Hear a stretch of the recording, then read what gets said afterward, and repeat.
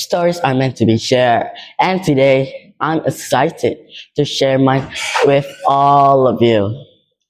Warm greetings to our honorable judges, respected teachers, and friends.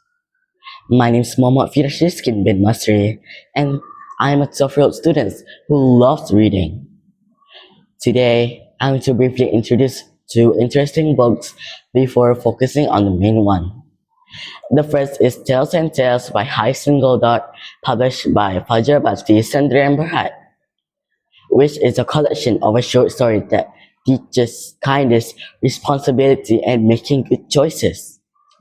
Second is Dare to Try by Lee Bong Leong, published by Shan Publishing House, which encourages readers to be brave, confident, and willing to try new things.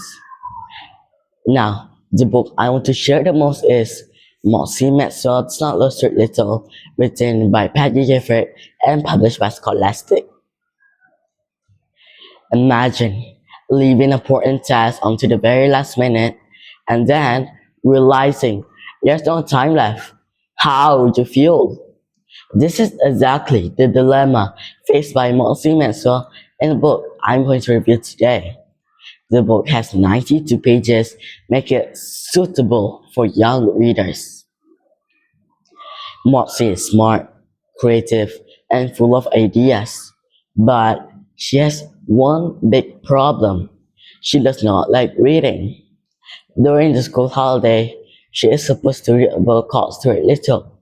However, she keeps delaying it and always tells herself that she still has time. Instead of reading, Masri does many other things. She cleans her room, draws pictures, and organizes her belongings. She does everything except reading the book. The whole story takes place in one night. The night before school starts. As time passes, Masri became more worried, more nervous, and more stressed because time is running out. School is starting soon, and she has not even opened the book yet. This book teaches us an important lesson about procrastination. Procrastination means delaying our work. Masri is not lazy, but she is afraid to start something she thinks she will not enjoy. In the end, she learns that delaying work causes stress, starting early brings peace, and reading is not as bad as she expected. I like this book for three reasons.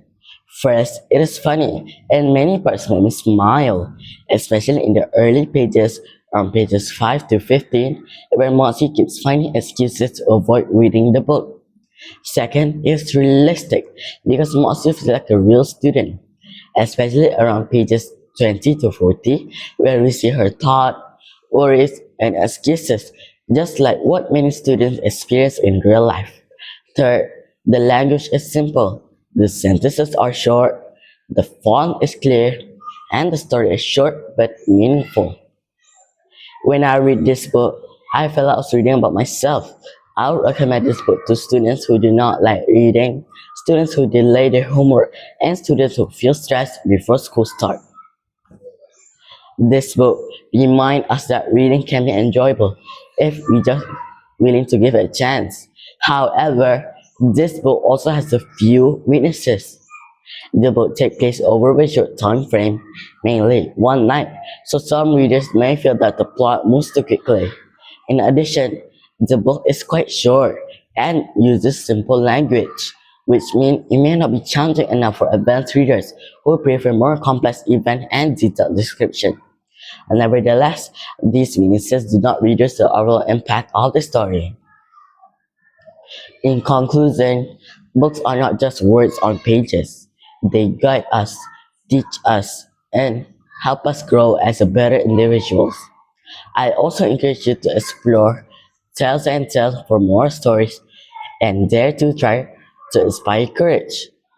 But above all, remember the lessons from Masri Maxwell.